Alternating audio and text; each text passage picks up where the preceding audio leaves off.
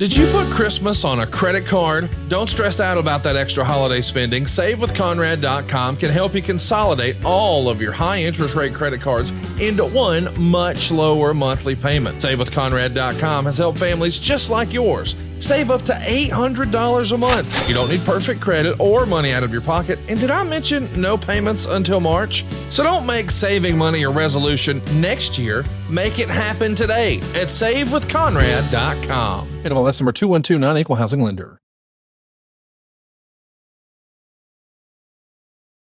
Hey, it's Conrad Thompson, and you're listening to What Happened When?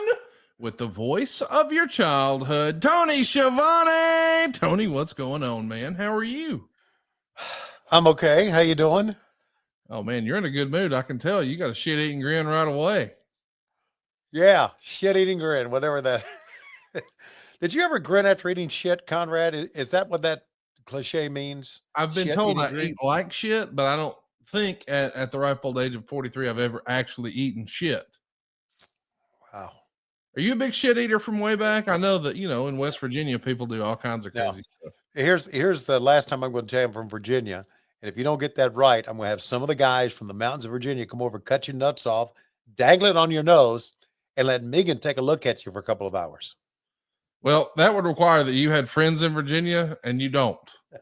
Because I know that you don't write letters, you don't send cards or postcards, you don't send facsimiles, you don't believe in email or text messages, you don't use answering machines, you've never sent a fucking a courier pigeon, never sent a goddamn telegram. Yeah.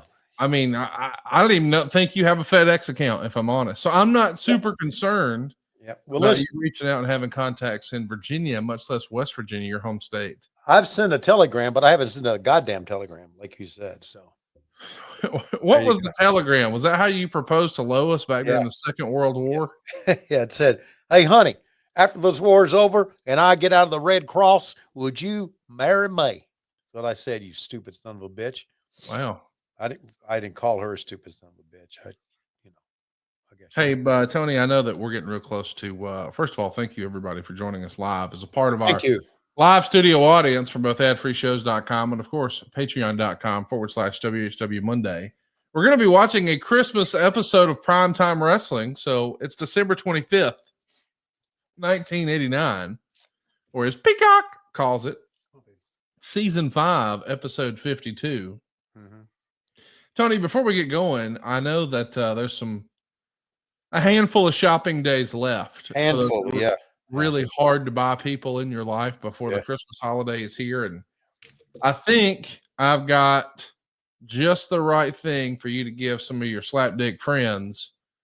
Maybe just bring a little light to their life. I wanted you to take a look at this product and see if it could get the Tony Schiavone stamp of approval.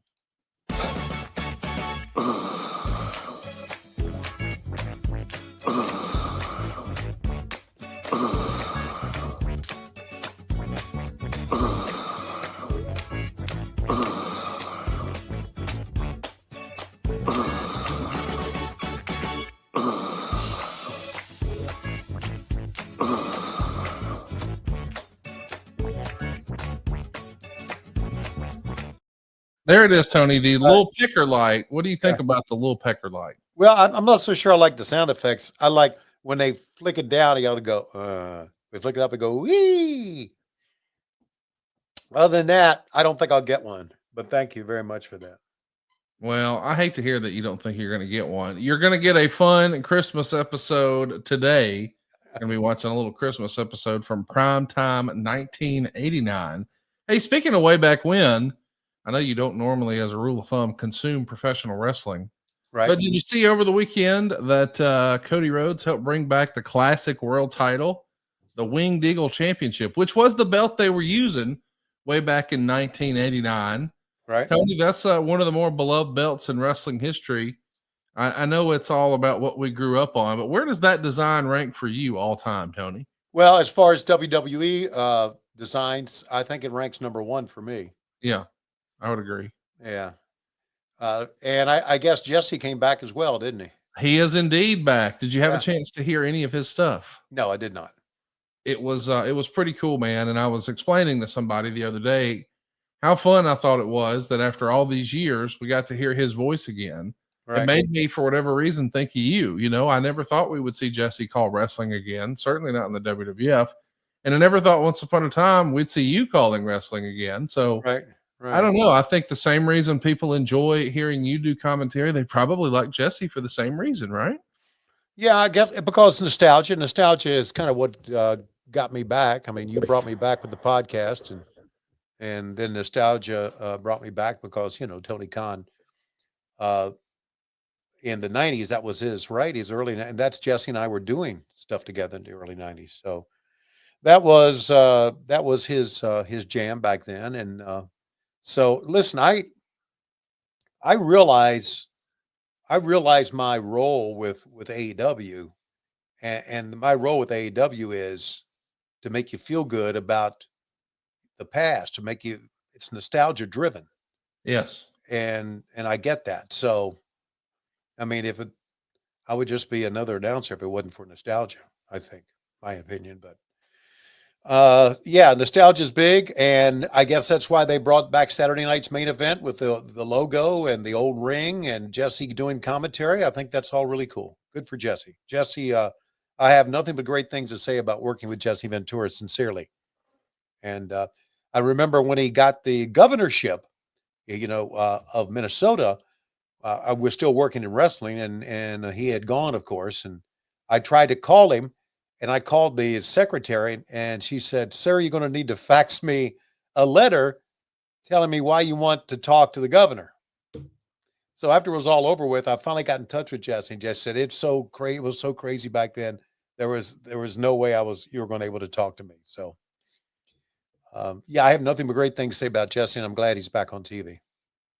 Super cool to see that he's back. And of course, we're all about traditions in pro wrestling. We're all about nostalgia in pro wrestling. And I'm sure in the future, a lot of wrestling fans will be nostalgic about the Continental Classic, which we're going to see more of this Wednesday night, or as you're listening, that's tonight on AEW. And of course, we're marching towards World's End. It's going to be here before you know it. We've already had the world title championship match announced. And it's a four-way match with Jon Moxley, Orange Cassidy, Hangman Adam Page, and Jay White. And you want to talk about some big stars? A four-way dance for the world title. We'll also see MJF and Adam Cole hook it up for the Dynamite Diamond Ring. Yeah. We're going to have Mariah May and Thunder Rosa in a Tijuana street fight for the women's world title. Yikes. We've got Takeshita taking on Powerhouse Hobbs for the international championship. And we're going to crown a winner for the Continental Classic. We got the semifinal winners, then the Blue League winner versus the Gold League winner. We've even got a runner-up bracket that same night. There's a lot of stars in this, man. Continental Classic going to be a new tradition for a lot of wrestling fans. What do you think about the Continental Classic, Tony? When it first came out last year, I was kind of like scratching my head about, wow, sometimes tournaments don't work. That has been the case in wrestling, but this has been really, really good.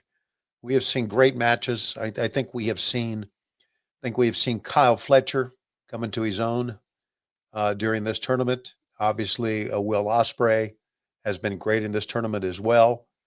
Claudio Castagnoli, and I know I'm going to miss some running the list down, but Kazuchika Okada. We got some great stars in this tournament. Unfortunately, Juice Robinson broke his foot the very first time out, so Commander had to replace him, and he kind of got, as the old cliche goes, behind the eight ball. But I've enjoyed the matches. I really have. And I'm saying that as a wrestling fan, not necessarily a person that, quote unquote, shields for the company. I really have enjoyed it. I've enjoyed those matches. And tonight, one match that is going to be, I think, phenomenal is going to be Will Ospreay and Darby Allin. So, see, just great matchups. And really the way we're going to have it, just to clarify it at World's End, the winner of the gold is going to face the runner-up of the blue. Winner of the blue faces the runner-up of the gold. And then the champions will go on, or the winners of those two matches will go on for the championship. And unfortunately, MJF will be there too. That nothing happening, son of a bitch. Did you see over the weekend he wrestled QT Marshall and AJ showed up. He went nose to nose with MJF. What a moment that was at Wow. an independent in Florida this weekend. Yeah, look at this. You know, I mean, because here's the thing: everybody knows MJF is a Sam's Club guy. That's been well established. yeah, I know. I mean, this is Big Heat, Costco, and Sam's Club, and Yeah, I know QT Marshall. He's more of a BJ's guy, and right. I hear BJ's are real over in wrestling. I heard that years ago, but I know, Really? yeah. So that goes back to even the JCP days that BJ's were just over. From what I hear, yeah. Now, have you ever been to a BJ's? Where No. are you at on BJ's? I've never been to one. I don't know how it rates, but I am a Costco guy. Okay. Yeah. But that's about as far as I'll go with that line of thinking. You more of a chicken bake guy or a chocolate chunk cookie? Chicken bake. Yeah. Okay, that checks out. Yeah.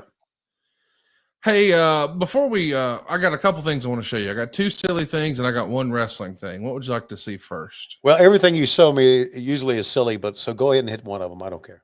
You want a silly one? Yes. Okay, so you've agreed in a loud and clear voice that you are not going to read rap, right? Right. Can I have you react to rap? No. Great. Let's roll the tape. Here Yep. we go.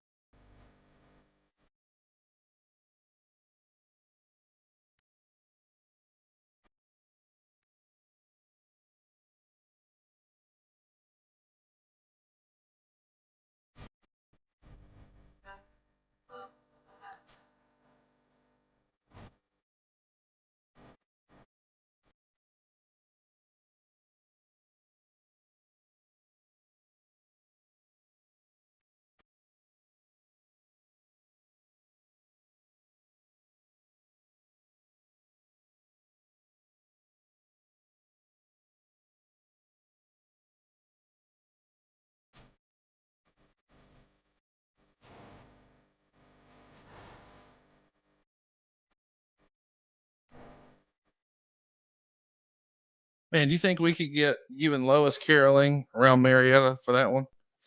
No, but if that ice cream truck comes around, children run. Can you believe that's a real thing? Oh, who is that singing that? Who was That's that? Sexy Red, and that is a real song, and that is a real thing. Yeah. And she is a mother, Oh, and there she is. that wasn't a private video. That is for mass consumption. Right. Yeah. I mean, just when you think you've seen it all. My Yeah. favorite thing was though, her so and so's fat like a bitch with diabetes eating cake. Music today. You kids.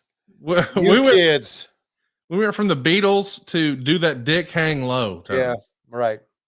Do you think that song will be stuck in your head at TV? No, it won't. It's gone all the way out, as a matter of fact. Well, I'll tell you, I don't know what's happening with America anymore, because not only is that an actual song here in the genre of music, and people are paying attention to that sort of thing.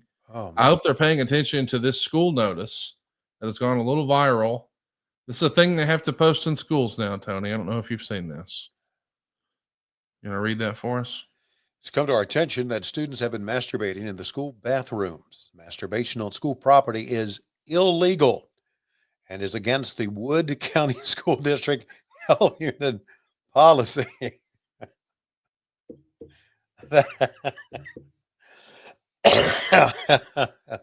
The bathroom pipes are designed to handle regular bathroom duties and are not designed to handle human discharge.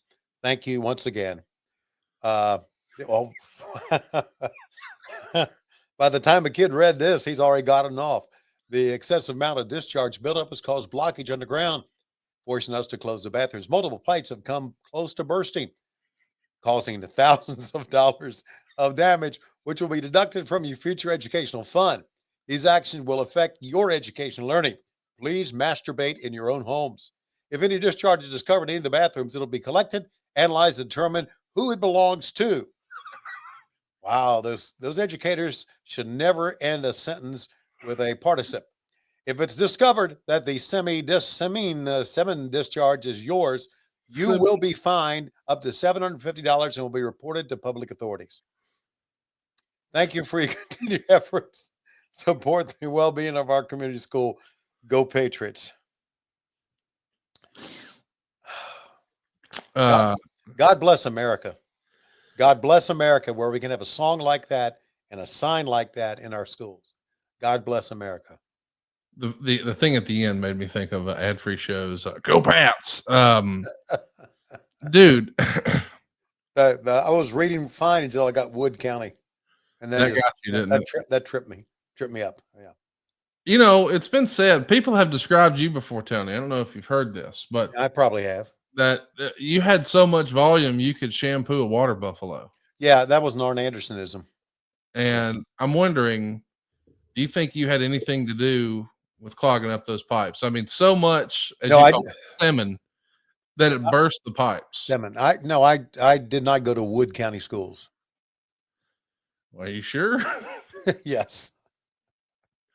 I don't know if I would have picked that. Instead, here's what I'm going to have fun with. Prize Picks. It's the best place to get real money sports action. Over 10 million members and billions of dollars in awarded prizes. Prize Picks has made daily fantasy sports accessible to all. You just pick more or less on 2 players for a shot to win up to $200 extra cash. Run your game all season long on Prize Picks. It's America's #1 daily fantasy sports app. I've had a lot of fun with this with my friends, Cassio Kidd, my buddy Derek, and Clint. I guess technically they're my family, but man, we hang out and we talk about sports. Then we pull out Prize Picks and we have some fun. We did it tonight for Monday Night Football, and you should be in on this action too. Make your holidays bigger and brighter with Prize Picks. It is the best place to get real money action while watching all your favorite sports, and it's available in more than 30 states, including California, Texas, Georgia, and even Florida. Prize Picks now offers MasterCard for quick and easy deposits into your account this season. So join now, because this holiday season, Prize Picks is giving away 2 free picks in December, and they're giving away $30+ million in rewards during what they're calling Picksmas. It's simple. You can just pick a couple of different players and a couple of different stat lines like this. I think Travis Kelce is going to have more than 70 receiving yards. I think Lamar Jackson is going to have less than 250 passing yards. That's it. I'm ready to roll. You can do it too. Download the app today and use our code WHW to get $50 instantly after you play your first $5 lineup. This is Prize Picks, where you can run your game. So download the app today and use the code WHW to get $50 instantly after you play your first $5 lineup. Prize Picks. Run your game. Tony, we're going to have some fun today watching some old school wrestling from 1989. Are you looking forward to this? Are you ready on your side? Yeah, I'm ready on my side. I'm looking forward to this because, again, this is back when I was working with them. This would be the Christmas of '89. And I was there and probably there that night. So this is going to be very cool. I'm looking forward to it. And I've had a lot of fun looking at the old WWF stuff back in the days when I was there. So I'm really looking forward to this. It's going to be a lot of fun, Tony. Do we have a special countdown? You're going to count us in? What are we doing today, Daddy? Well, yeah, I've got a special countdown. Going to be very honest with you. I'm very scared about playing this without listening to it. But then again, that's kind of what we do. That's kind of what we do. Yeah. How bad could it be? Could it be worse than Sexy Reds? I mean, I'm looking forward to this more so than I'm looking forward to, like eating cake as a fat bitch with diabetes or whatever that was. Yeah, you wouldn't want to do that. This comes from, and I know he's with us tonight as always. This comes from James Okori. Oh, okay. Okay, James, a longtime supporter of ours. Hello, James. And so I just said, yeah, let's do it. Let's give James a chance, and because we get a lot from DJ Rand, DJ Turnup. And you ready? I'm ready, buddy. Here we go. Tony, oh, Tony, WHW the whole day through the whole day. Nothing but that sweet song. My gosh, I have Tony and Conrad on my mind. I think he's whacking Their off. humor, it reaches out to me. That banter is just something you gotta see. Yeah. But as you know this, it happens every week. You won't believe the shit you listen to. Oh, Tony and Conrad. Just want to give a shout out to my favorite podcast from two of my favorite motherfuckers on the planet. Love everything you do. Shout out to the WHW fam and the AFS fam. One love, my people. Oh, by the way, this is James Hilcorai. And hey, hope you had fun because, why not? It's your show. It's your life. So live it to the fullest. That being said, I got to do a countdown. So, let's get this party rolling, brothers and sisters. In a 3, a 2, 1, play. James Elkeright assures us that was sober, Yeah. and I regret that I am as well, because Yeah. I feel like that would have been much better had I been drunk. off my ass. It sounds like, unfortunately, that he was in the bathroom in Wood County. Trying to burst the pipes. Yeah, it sounded that way. All right. This is an iconic open right here. Oh man, what you talking about? Yeah, man. Wish we could play this music because this was good stuff. Well, don't blink. Iconic. Don't blink. There it was. There it was. Dun, dun, dun, dun, dun, dun, dun. Rowdy Roddy Piper, Gorilla Monsoon, and Bobby the Brain Heenan. 3 of the all-time greats, man. You want to talk kidding. about characters? Yep. I mean, personality. Yeah. Did you decorate that Christmas tree? Who would have helped decorate the Christmas trees? Oh, that would have been the staff. Thanks for that. That would have been production assistants. People like that. We had a lot of production assistants back then. A lot. I got you. So I couldn't tell you who, but I can tell you this is all up in no holds barred time. Yeah, that's true, because we're about to get ready for the match, the movie. It was a pay-per-view where you got to watch the match from Nashville, and you got to watch the movie. Right. What'd you think of that combination of, oh my gosh, look who it is. Gorilla Monsoon is bringing Santa Claus out. Santa looks kind of drunk, doesn't he? Look how he was staggering out. He needs some help. No, that's just Heenan being. My goodness. I think did they lose a bet here or something? Yeah, I think the idea was Piper had been saying he was going to make sure that Bobby Heenan came dressed as Santa Claus. They had a bet the prior week, and this is the punishment. He's paying the bet off. And you see in the background there the match, the movie. Yeah. Our first match is going to be the Ultimate Warrior, who at this time is the Intercontinental Champion. What do you think of the Ultimate Warrior as the IC champ, Tony? Why Really? not? Why not? I mean, he was a big star, and the Intercontinental Champion was like number 2, right next to the World Champion. I mean, if you look at the list of great stars that they had at that time, I guess the Ultimate Warrior belonged in that belt, and of course would win the World Championship coming up in April the following year. So yeah, why not? This first match we're going to see is the Ultimate Warrior beating Brian Costello in a non-title match for the IC. It goes 1 minute and 36 seconds. And after the match, this is the show or the episode where we see the Ultimate Warrior pick his opponent up and carry him halfway down the aisle and then just drop his ass like a sack of potatoes. That's this particular episode. It was filmed on November 20th. So more than a month prior at Market Square Arena in Indianapolis, Indiana. There's so many iconic moments, including the double Hebner referee. I believe that happened at Market Square Arena. Why do you think Market Square Arena was such a big part of the WWF back in this era? It's probably that's one of the things you probably would have to talk to like the building people about, because normally it goes, you return to buildings if number one, you get a good deal in the building, and number two, you get a good solid fan support. That would be the reason, I would think. And of course, this could, listen. This is a match that that I voiced over in the studios with Lord Alfred Hayes.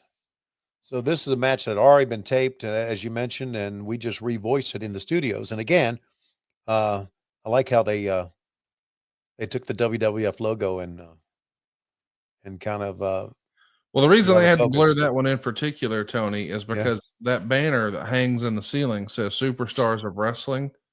Someone else secured that trademark. WWE let it lapse. Someone else secured it.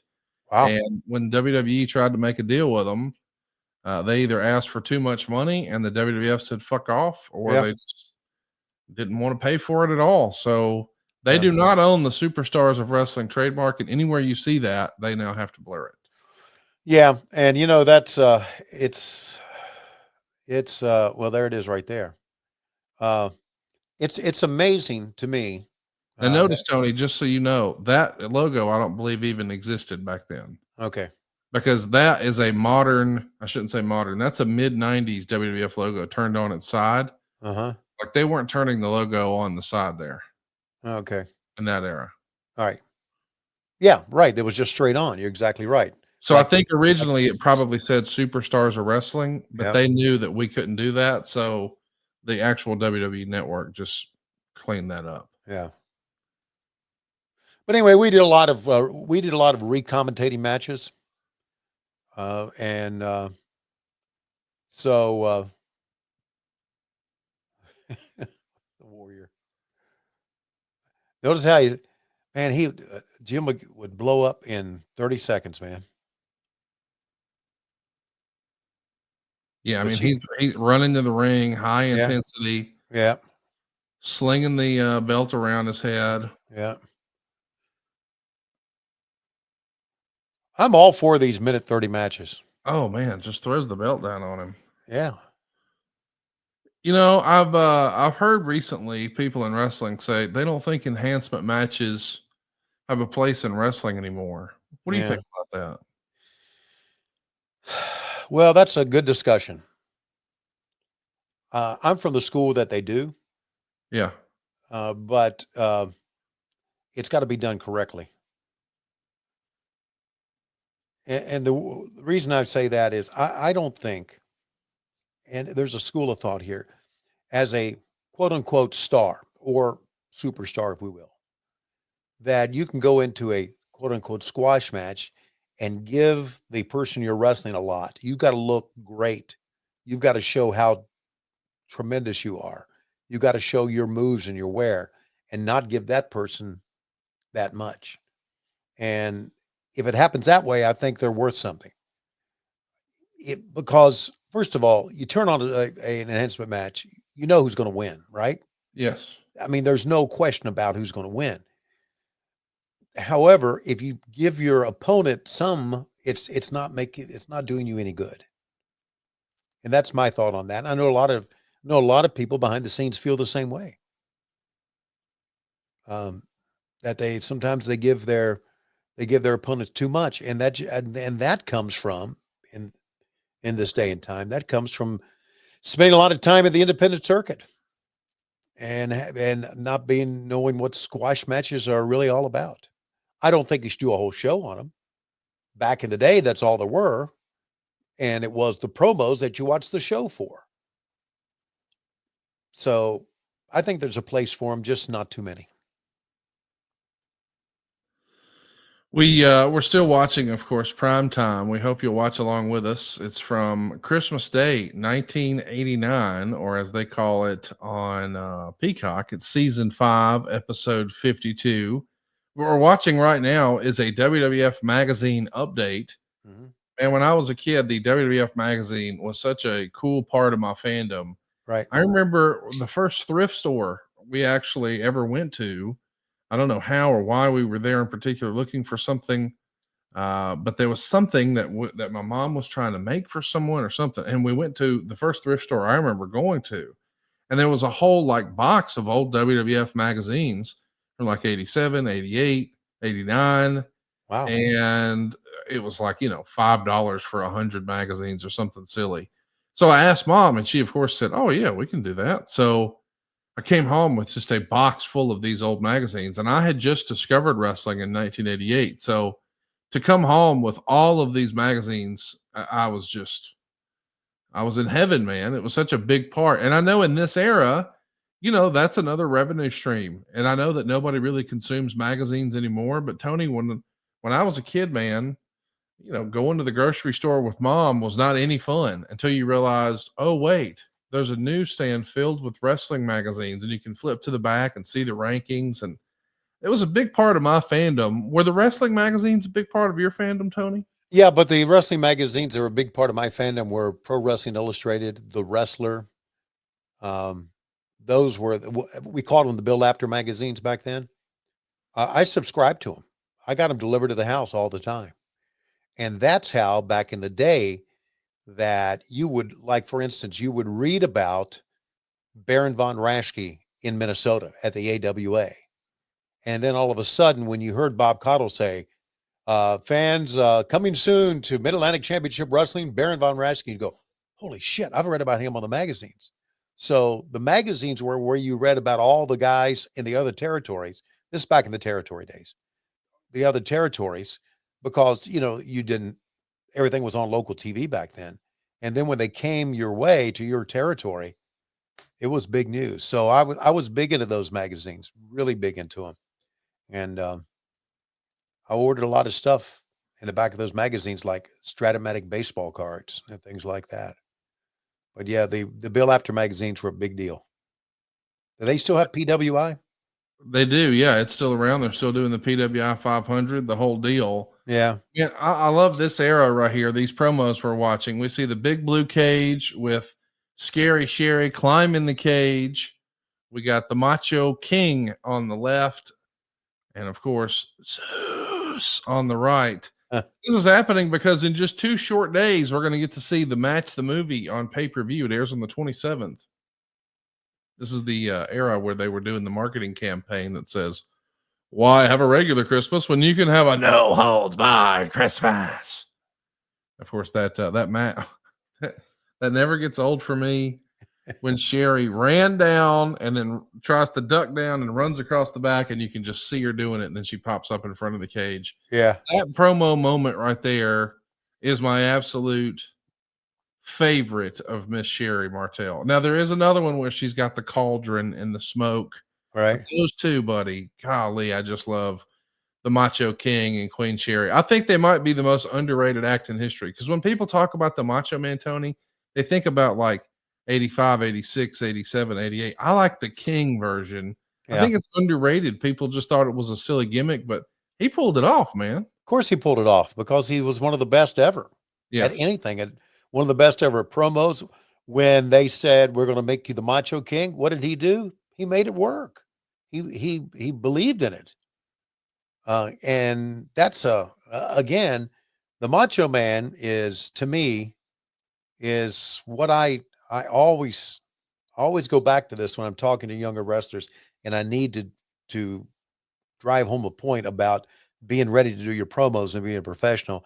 I always go back to talking about Randy Savage and how he was to work with in the back, and how he arrived early, got dressed in his gimmick, and sat there, would go to lunch in his gimmick or to catering in his gimmick, because he didn't know when he would be called on to do his promos.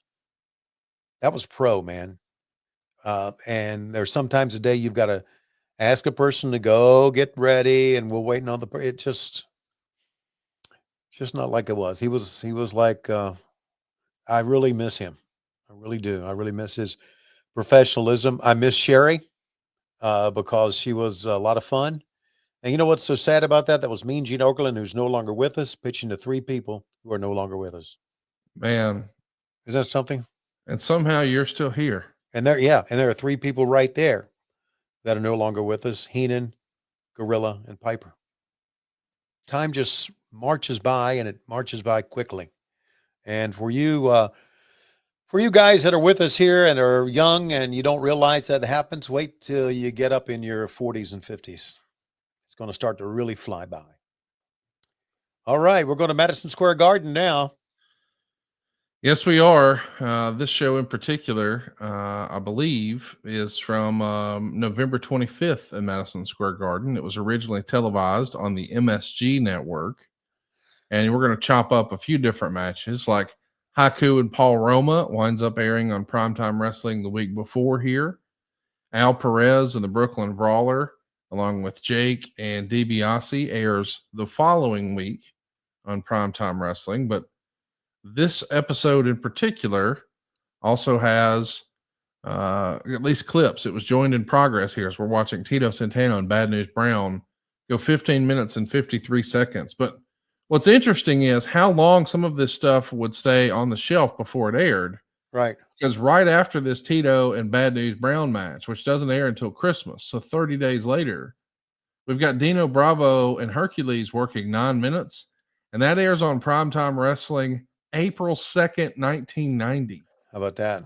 Yep. It's on the shelf 6 months, Tony. Yeah, they knew how to repurpose stuff. They really did. And Bad News Brown, or as Don Callis would call him, his friend Bad News Allen, right?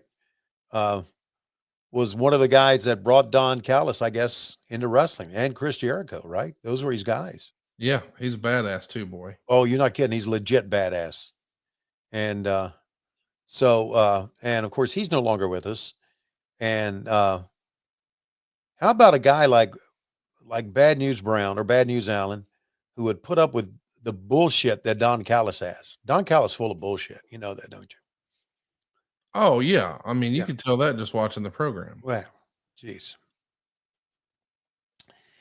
Yeah. Don And Callis. you want to talk about interesting. He's got one of the more interesting stories in wrestling, and he can tell a tall tale. He can spin some yarn. You got to think when he's done, when he's finally finished with wrestling, he's got to have the best shoot interview of all time or the best book of all time. Like, Yep. he knows how to turn a phrase. Yeah. As a matter of fact, you need to make sure you stay friends with him, because when it's all over, he'll make for a hell of a podcast. I can tell you that. Oh, Yeah, he used to call himself the Hand on social media. yeah. I would Right. love to hear from the Hand on a podcast. That'd Yeah. be fun. That'd be great. We ought to have him join us here. Oh God, can you imagine how great would Yeah. that be? That'd be great. Hey, I want to give a shout out. I don't know if you saw, but Dave Penzer's got another book. Did you see that? Do what? Dave Penzer wrote a second book. Oh, Jesus. What's this one called? I think it's Sitting Ringside Volume 2. Oh, okay.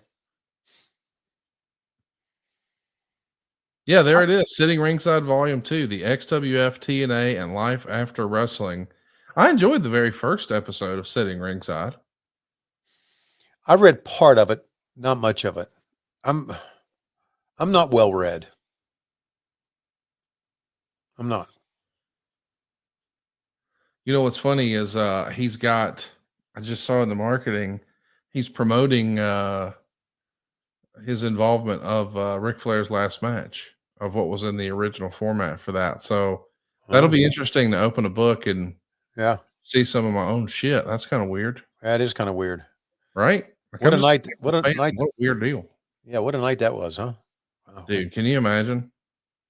It's an unforgettable night. I'm telling you.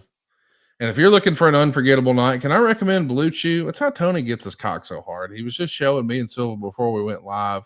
He had to get a full solo shot. We had to zoom out, which was the first time we've had to do that. It's like a fisheye lens, but that's what it took to get all that Schiavone meat in the frame. And that's all thanks to our friends at Blue Chew. Tony was telling me that not only is he rigid, but he's also turgid. I had to look that up, but I think it's a good thing. He was telling us it gets his cock so hard, even a cat couldn't scratch it. And if that's the sort of thing you're looking for, that's the sort of thing that Blue Chew can provide.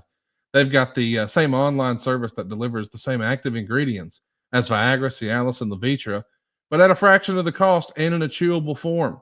Now, the process is simple. You'll sign up at BlueChew.com. You'll consult with one of their licensed medical providers, and once you're approved, you'll receive your prescription within a few days. Blue Chew's tablets are made in the USA. They're prepared and shipped directly to your door. And the best part is it's all done online. That means there's no visits to the doctor's office, no awkward conversation, no waiting in line at the pharmacy. Take them anytime, day or night. So you can plan ahead or be ready whenever an opportunity arises. And the next time she asks, do that dick hang low? You can tell her the truth. It does now, bitch, thanks to Blue Chew. Blue Chew wants me rock hard. That's what they told me. That's the mission. They will not stop until every man is bricked up like a brick house, until every tent is pitched, until every rod is raised. Discover your options at bluechew.com. Tony calls it a hot tag for his wiener. And we've got a special deal for our listeners. Try Blue Chew free. Just pay $5 shipping and checkout when you visit bluechew.com. That's bluechew.com. You'll get your first month free. Visit bluechew.com for more details and important safety information. And we thank Blue Chew for sponsoring What Happened When Tony Got Aroused. How about that, Tony? How about that? I love when we get to talk about your ding dong right here on the show. I know you. It's your favorite part of it. One of them, without question. Hey, if you follow me on Instagram, you know I got another dog now. Oh, let's talk about it. I forgot. Yeah. That's great, man. Yeah, it's another beagle, and it's Bucky. It's about 2 years old. Got him from up near Chattanooga. Picked him up. We've had a couple of fights, but he's doing okay. And all those fights are food driven when you bring a new dog in the house, you know. So that's 3 beagles now. You see, if you're on video with me, right to my right, left of the screen is my good girl, Scout. And she hangs with me. And I'm still going to get a Chihuahua to make it 5 dogs here in the house. So it's a dog's world here, buddy. It really is. Well, we're glad that you guys are with us. We're having a lot of fun watching Bobby the Brain Heenan dressed up as Santa. And he's going to start claiming that Santa is fake and it's all the parents buying all the presents. And tis the season to be swerved. There is no Santa. It's just a guy in a discount store in a suit. He just came out of detox. That's the sort of thing that we're hearing from Bobby the Brain Heenan. And it's funny because we actually talked about this with Mick Foley over on adfreeshows.com, and Matthew Presley brought it up. Bobby Heenan was Santa, and the Piper episode I will forever remember. When I asked Foley about it, he said he was offended by this episode. Tony, did you find it offensive at all? And just to put that in perspective, in 1989, there is a lot of WWE marketing and programming aimed at kids. You know, think of all the action figures and lunch boxes and coloring books and sleeping bags. So to go on TV and talk about how there is no Santa and Santa's bullshit, I don't know if that's really the right call for. Now, I know it's not a Saturday morning show. This is primetime wrestling. But what do you make of that? Just sort of outing Santa for kids who may be watching the show. Well, Heenan always came across as a liar and a piece of shit, right? He was a piece of shit heel who lied all the time. And we think the kids know that. They know the gimmick that. Well, I think that's the only take you can have on this. Right. So I'm not too. I don't think many. Maybe wrong, but I don't think many. This was like what time? Was this 9 to 11? Yes. Okay. So I'm not thinking many kids were watching this. Maybe wrong. Not thinking many kids are watching this. Going to go back to the ring. Oh, look at these couple of jackasses here. This is great stuff. God, man. Oh. Ladies and gentlemen, what a look this is. It's W.T. Jones and Todd Becker who are going to be taking on the Bolsheviks. You and Lord Alfred Hayes are calling the action. This is from a Wrestling Challenge taping earlier in the year. Mike McGurk is your ring announcer. Yeah. Chat me up a little bit. We today, as you and I are recording this, is December 16th. It happens to be my dad's 67th birthday. Wow. But it also would have been the birthday for Brodie Lee. Yeah. And you may have known him as Luke Harper or Mr. Huber. Either way, he's no longer with us today. And a lot of people are sharing some of their favorite Brodie stories. I know you didn't get to spend a ton of time with him, but you spent a little time with him. What did you think of Brodie, and What do you think of his family? And do you have any memories of him you can share with us today on what would have been his birthday? Yeah, I do. First of all, I love Amanda and I love little Brodie and little Rhino, two great kids. We see a lot of them. And of course, Amanda still works with us. And that just goes to show you what type of person Tony Khan is. Um, Brodie, when he came, first of all, when you first meet Brodie, you realize he's this big, imposing guy with this big beard. But he is such a genuine guy. And you realize this the first time you meet him. And I did a promo with him in the ring in Jacksonville. And he did the same thing that all big guys do, with the exception of I tell you one big guy who knows how to do it right, and that is Kyle Fletcher. He stands up straight. But every big guy I've ever talked to, even Cody, of course, you put the microphone up and they'll still bend down to it, right? Bend down to the microphone. And so we did that first promo, and he bent down to the microphone, and we went backstage, and I said, I want to tell you something. Brodie, I said, do not bend down. He said, what do you mean bend down? I said, don't bend down to the fucking mic. I'll put it up in your face. I said, you're big, you're strong. I said, look like it. Stand up fucking tall. I was just giving him shit, and he was laughing about it. And so ever since that time, every time he would see me, he said, you're my man. Always remind me to stand up straight. You're my man. I said, you got it, buddy.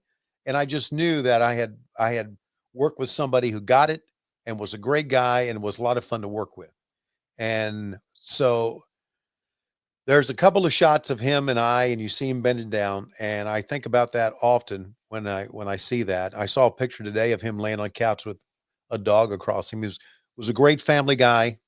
And that was hard to be in this business, especially if you worked in the WWE and you had to do house shows as well. And man, I remember exactly where I was when I got the call that he had passed away, because it was like a conference call with all of us, and heartbreaking, needless to say. And he was going to be a big star for us. Needless to say, he was a big star of the WWF on many levels. But what a classy guy. What a classy guy. And that's why he's sorely missed. Shout out to his family. I know that it's got to be hard this time of year to think about a lost loved one around the holidays, like a lot of us do. But the holidays being so close to his birthday too, that's just hated for the wife, hated for the family. Yeah. Yeah, it was. But the kids are doing okay. They've got a good mom, and they got a good support system. And you know what? And listen, also a pat on the back to Cody, because Cody was instrumental in the kids and Amanda, being able to work through this. So a big shout out to Cody for that. It shows you what type of guy Cody is too. So, hey, I think we got the picture of our new dog, Bucky. Oh, can we see that? Oh my goodness. Look at that. How about that beagle, would you? Is that like the beagle picture of the year or something? Man, what a handsome boy that is. Yeah, he really is. Yeah. He got in a fight with Chewy. Of course, Chewy's old, pissed off at everybody. And he got a couple of food fights with Chewy, but other than that, he's doing great. What was the finish on the fight? Who went over? Chewy's kind of small and old now. He ended up on his back on this one. So he took the L. So there's a new sheriff in town. Yeah. So yeah, and so yeah, and then oh my God, Roddy Piper is beating up Santa Claus. Roddy Piper's kicking the shit out of Santa Claus years before Stone Cold Steve Austin did it. Yeah, and we had to go to a break. It was so violent. But coming up next. By the way, imagine if you're a little kid and you're trying to fall asleep and play with your new toys that Santa brought you. Yeah. Your dad turns on wrestling and Roddy Piper is beating the shit out of Santa Claus. Yeah, well, how about that? Now we're back and Santa's nowhere to be found. He just went right back up the chimney. No, I mean, shit, he lost a loser leaves town match. He sure did. Hey, I wanted to get your opinion on something. We're going to continue watching Primetime Wrestling, but there was an interesting tweet that came out that was talking a little bit about May of 1996. And I want to get your take on this, Tony, because this is kind of interesting. I think you'll have fun with this. No, I'm being sincere. Okay.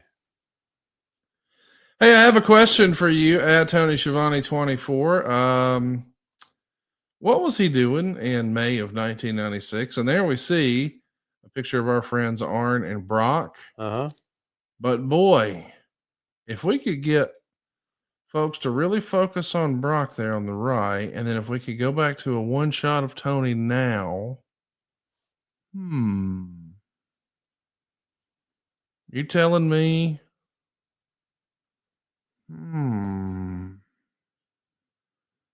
Schiavone. I know. Who's this from Robbie Harvey? Is this it? Yeah. Yeah. Fuck you, Robbie Harvey. I mean, you said you made enough to shampoo a water buffalo. Yeah, right. Brock's head is the size of Arn's. They're both pumpkin heads. Okay.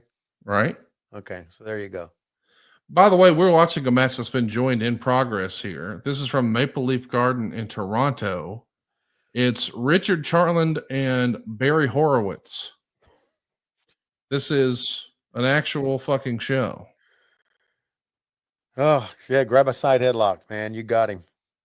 Right where you want him, by God. Right where you want him. Wow. We put this on, huh? Yes, you did. And I kind of find it to be, if I'm honest with you, a head scratcher.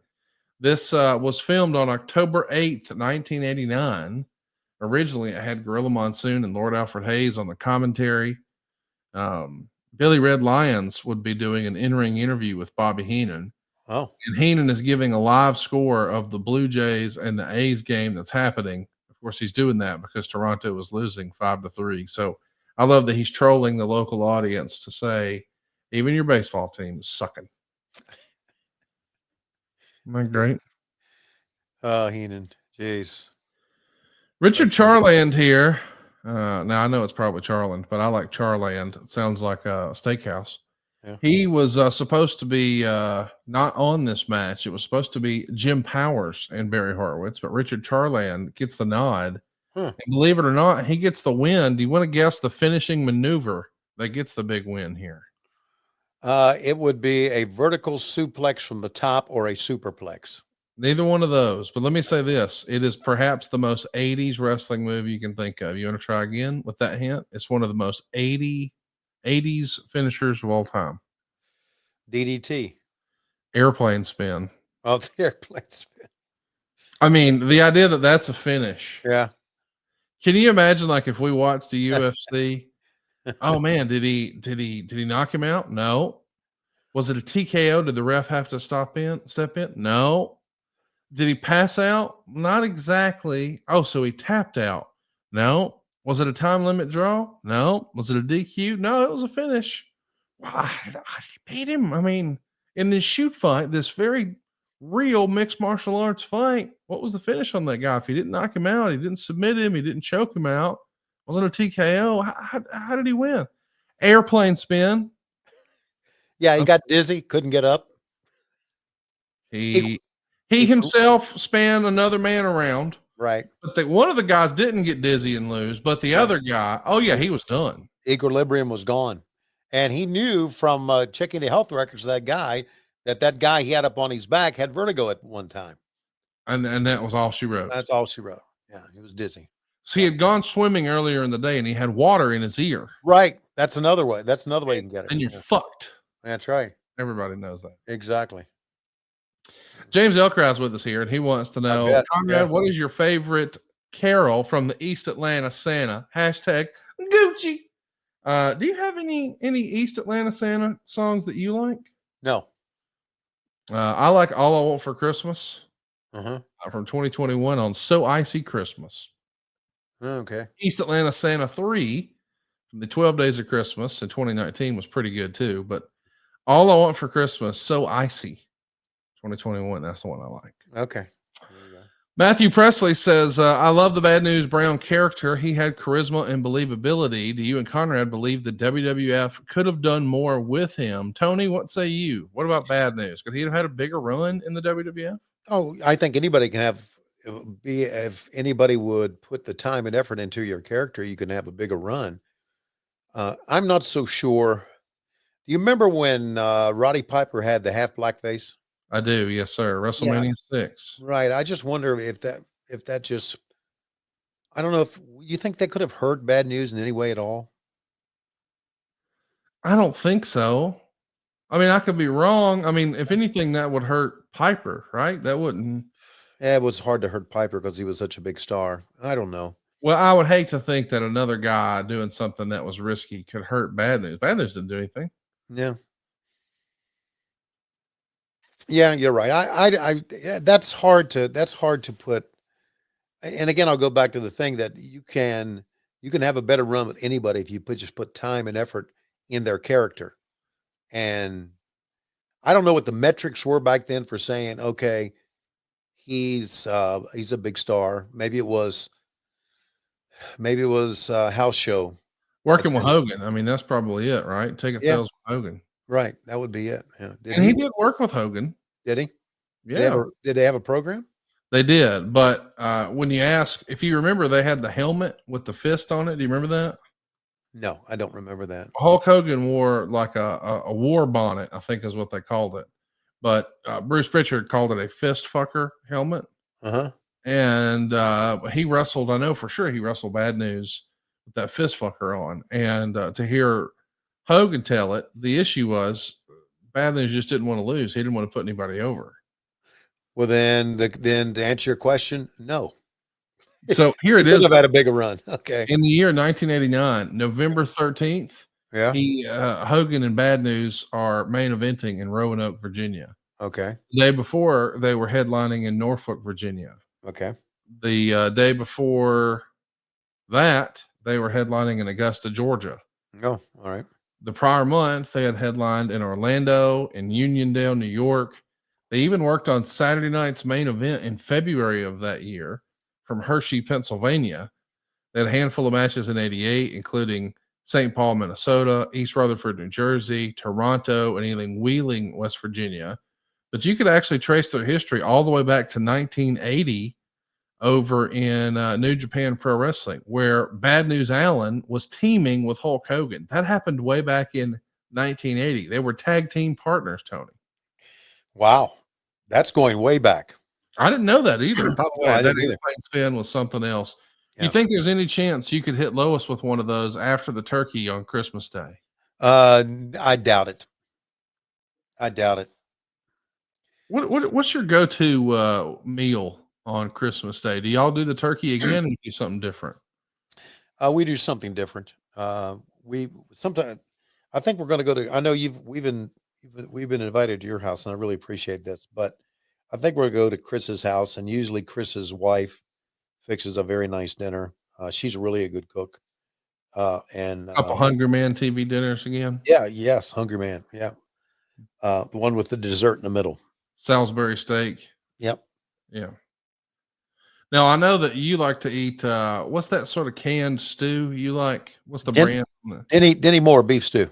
That's right. And you want to stir the load in, right? The load in the top. Matt Horner used to say it looked like somebody had jizzed right on the top of the stew. And you always advise just stir the jizz right in. Just stir it. I don't remember that. Oh, okay. Okay. How about Rick Rude here? I love when they do these. I mean, this is a green screen before we really called it that. What did you call this technology way back in 1989, Tony? Well, it was a blue screen back in 1989. Okay, well, I'm colorblind. You ain't got a goddamn show off. Okay, yeah. Well, so anyway, so you saw the interview with the Macho Man, our King Macho Man, and Zeus and Sherry, right? Yeah. And it was on a gray background. All right. Then they had three. Actually, they had four backstage places to do interviews. They had one for the show, which they would fly in for the show, and that was the gray background. They had English 1 and English 2, then they had internationals. English 1 and English 2 and international all had blue screens in them. And so that was done in one of the English ones while we were on the road. And here's another one, Hercules right here. English 1, English 2. It was so organized, and each place that we did pre-tape interviews had their own producer who sat there at a table and produced them. and the referees would run the guys there. It was just so organized back then. It was back in 1989. It was a well fucking oiled machine, buddy. It really was. We heard some pre-recorded comments there from Rick Rude and Bobby Heenan, and they didn't really have much to say. Now we've got a promo from Hercules. Again, he's not doing much with his run in this era, but we're hearing from him. Yeah. Sean Mooney, looking as only he can look here, running the event center.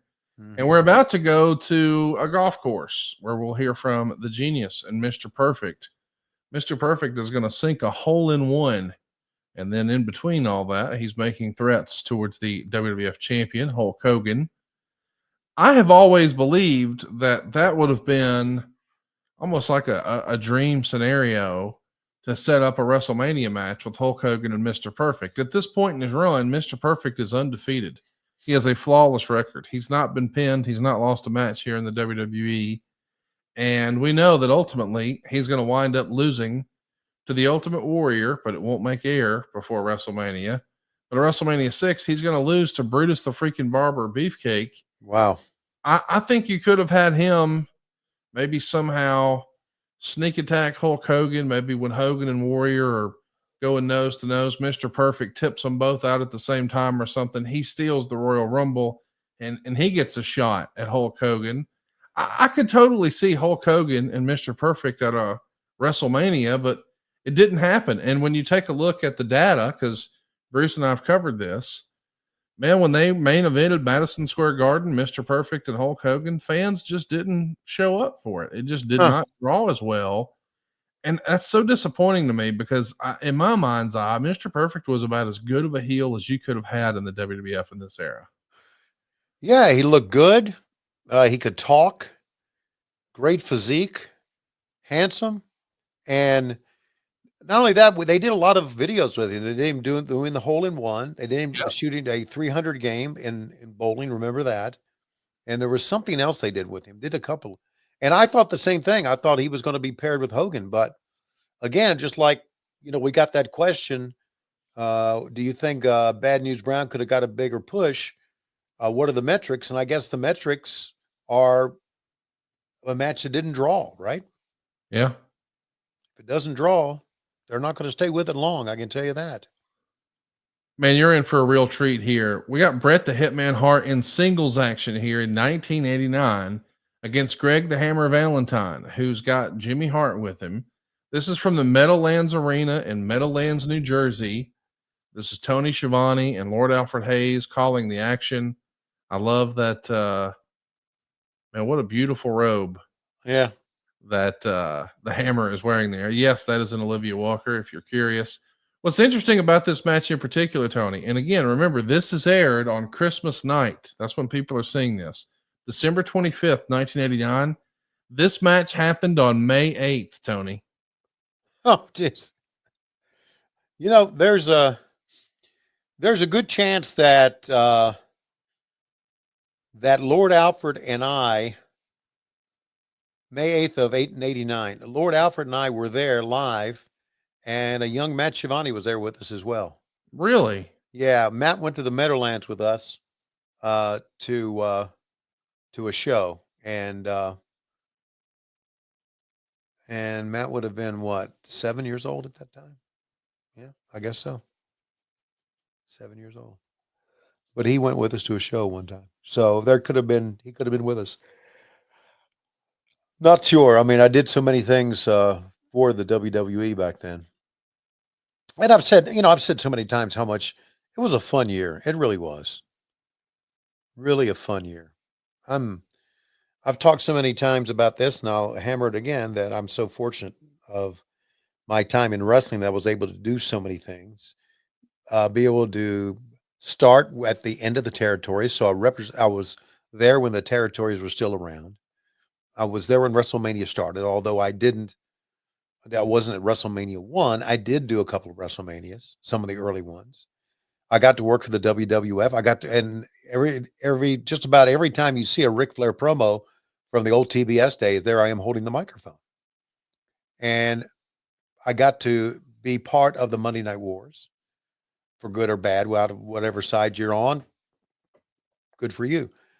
And now I'm part of AEW. So I've had a wonderful run in wrestling, and that's not lost on me at all. And to be able to say I was a part of this, it was a great time. It was part of Hulkamania, and that was a great time in the WWF at that time. Got to work with Vince, got to work with Bruce, got to work with Pat, got to work with Dick Ebersol, Jesse Ventura, Bobby Heenan, Gordon Soley. Holy shit. What a life, huh? Bob Caudle. No doubt, dude. Jesus. It's a hell of a run. I can tell you that. That is a hell of a run, and I'm very, very proud of that. And that's one of the reasons I'm so happy to be, even though I've motherfucked you 100 times telling you I'm going to quit. I'm so happy to be doing this podcast with you.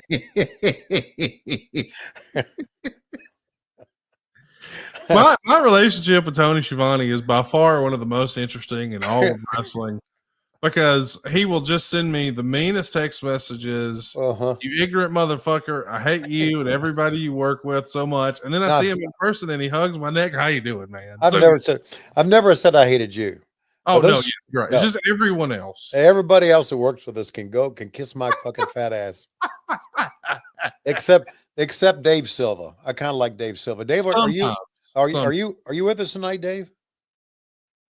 Yes, sir. Right here. Wait, have you seen Dave's hat? No. Do you have a hat on, Dave? Do you have a hat? He has a hat that you will not believe. Like this, he showed it to me before we went live, and I'm like, why do you have that? What are you doing? Look at this, Tony. Let's go, girls. Dave, do that ding for me again. It's Christmas time. You can see you can't hate Dave Silva. You try, but you can't. No, man, I know people who do. I mean, there's lines long. Lines long. I don't hate you, Dave. Merry Christmas, buddy. Merry Christmas, buddy. Thanks to you. Wait, no. Hang on. Idiot. Say it to him in his native tongue. Feliz Navidad. Feliz Navidad, Divad. God bless you. Konnichiwa. Yeah. Hey, when we're taking a look at this old footage of Bret Hart, I kind of forget what a big fan of Bret I was when he was on his way to becoming the Intercontinental Champion. We know he's going to win that at SummerSlam 91, so we're still a ways away. He's still knee-deep in his tag run at this point. When you saw him work as a single here in 1989 against somebody that you knew, you liked, you respected, like Greg the Hammer Valentine, did you think Bret could be one of the next big stars for the WWF? Or did you think, hey, as great of a technical wrestler as he is, that's not really what Vince is looking for. He's looking for more of the bodies. Yeah. What did you think of Bret when you saw him in this era? Well, again, I thought Vince looked for the big guys. The big guys like a Hulk Hogan.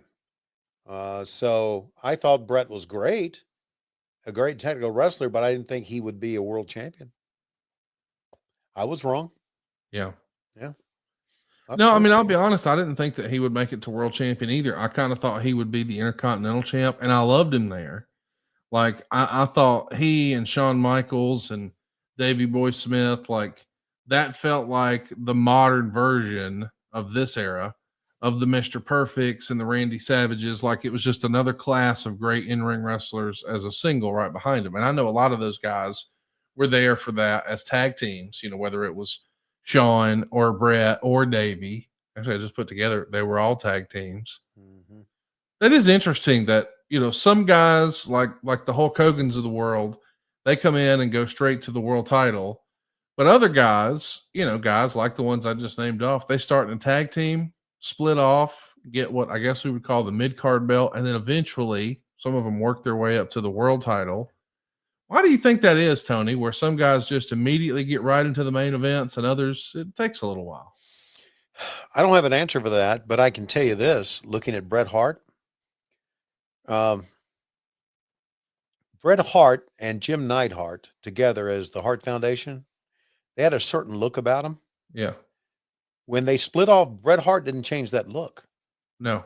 He still looked like a tag team wrestler wrestling a singles match, didn't he? Yes. So I think there's something to be said for that. This is very much what we're watching right now, the Hart Foundation look. Oh, no And doubt. it stayed Bret Hart's look through all of that. So that may have something to do with it. I don't know. I mean, think about this. When Shawn Michaels broke away from the Rockers, he had a kind of a new look, didn't he? Yeah, he did. He switched it up a little bit. Right, yeah. Bret didn't. So, well, maybe you need to switch it up a little bit. That's why we recommend the Amazing Kind for all your plant-based pain relief balms, creams, and gels for your muscles and joint, and your infused oils for mood support and sleep. It's all available now at theamazingkind.com. And when you buy right now at theamazingkind.com, you can get 20% off your entire order and all of your orders.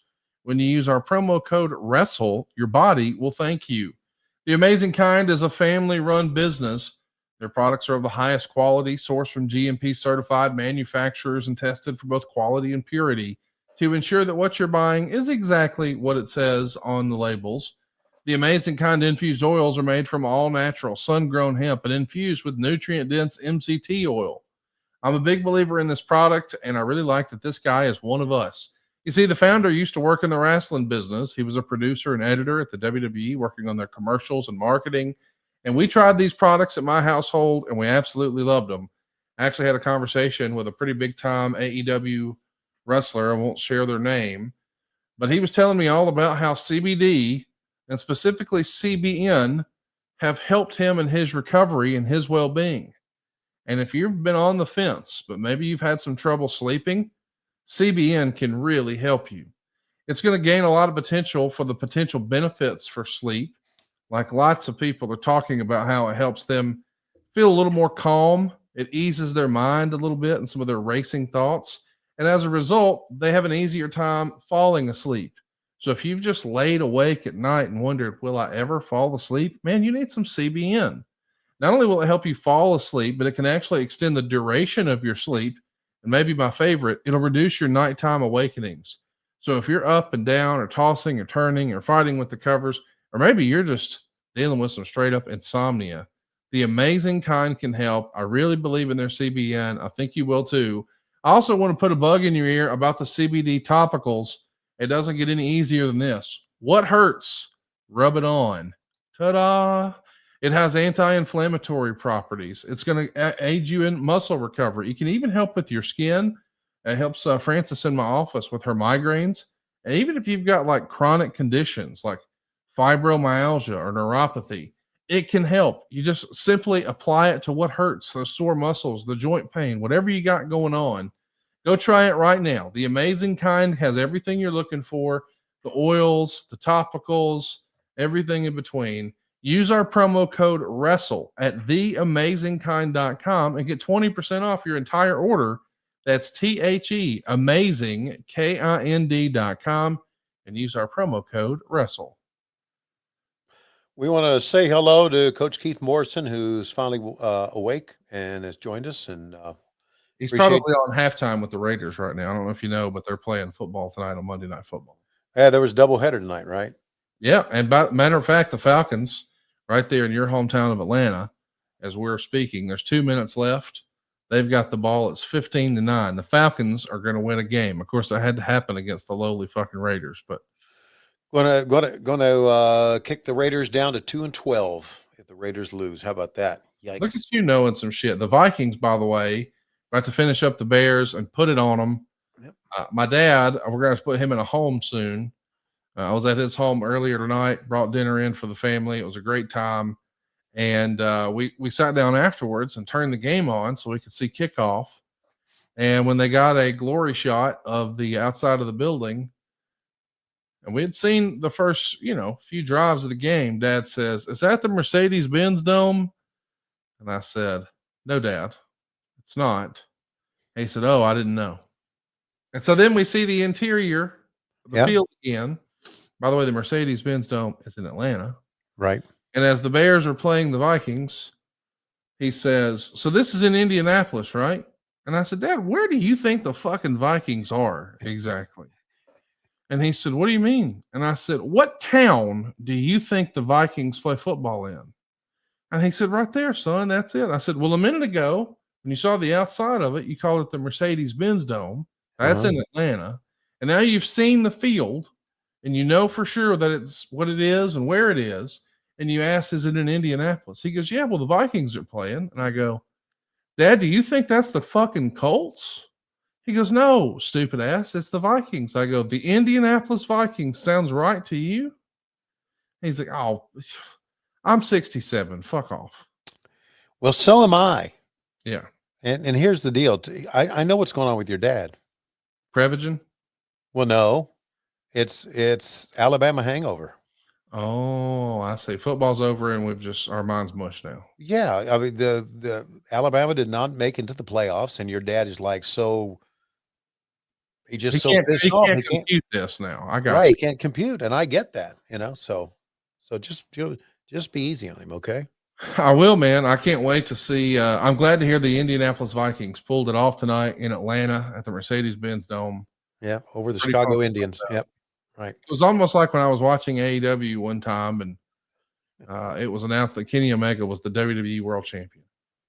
I was there when that happened. It was quite a moment. It's quite a moment for all of us. Hey, by the way, Coach Keach said that we're going to get the first pick in the draft. They already have Brock Bowers, who's probably one of the best rookie tight ends you'll find. So maybe they're on the good rebuilding program. I don't know. Let's do some questions here as we see Greg the Hammer just stepping on Bret the Hitman Hart. James Elkarai says, ask Tony, are you a fan of only lighting the ring and not the crowd? Or as time has gone on, do you enjoy the crowd being lit up now? I'm a little bit, I'm kind of in between. I like seeing the crowd, but I don't like seeing the crowd to the extent to where it takes away from the matches.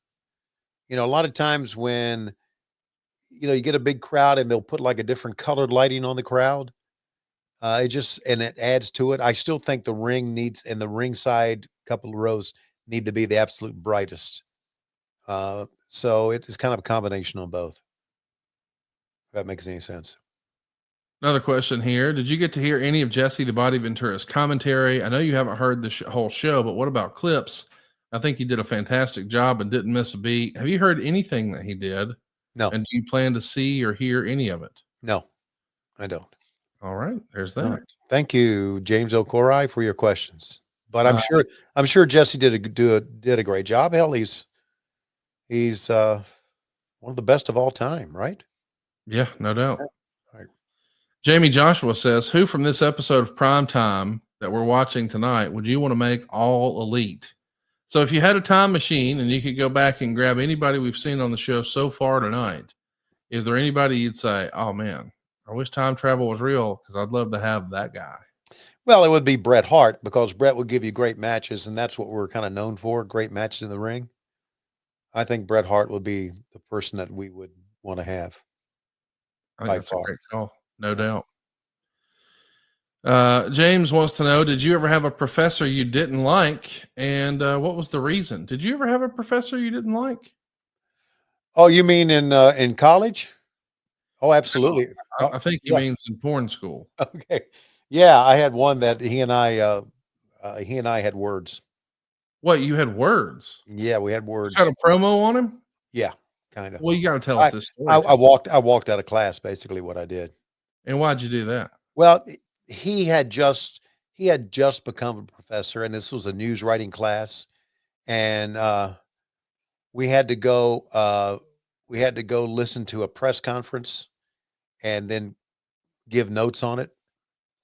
And so I gave him my notes in, and it was from a press conference on TV. And he said, this is from a press conference on TV. I said, I know. He said, that's not right. You're cheating. I said, I'm not cheating. I said, did you say it was going to be on TV, or did you say we had to go to it live? Now, I answered that question. He said, well, I said, you didn't say either one. He said, well, this is not right. I said, I'll tell you what's not right, this class. I'm getting out of here. And I got my books, walked out, dropped the class, took something else. And I would love to remember that fucker's name now. Why are you still hot about it all this time? Because he was a guy just out of college, just became a an instructor, a professor. He thought he knew everything. He fucking sucked. Okay. And I want to see him now say, hey, what are you doing in your life? You making any money? I am. Go fuck yourself. Or are you still teaching kids and lying to them in class? What's that I don't know. fucker's I don't name? know if you know this or not, but we actually did a little research. Uh-huh. The guy you're talking about, Yep. that's Luther in AEW. It's Chris Jericho's friend Luther. No, Luther's not. Luther's a quality guy. I wouldn't be Luther. No, he got better, but I'm saying back in the previous life, He got better.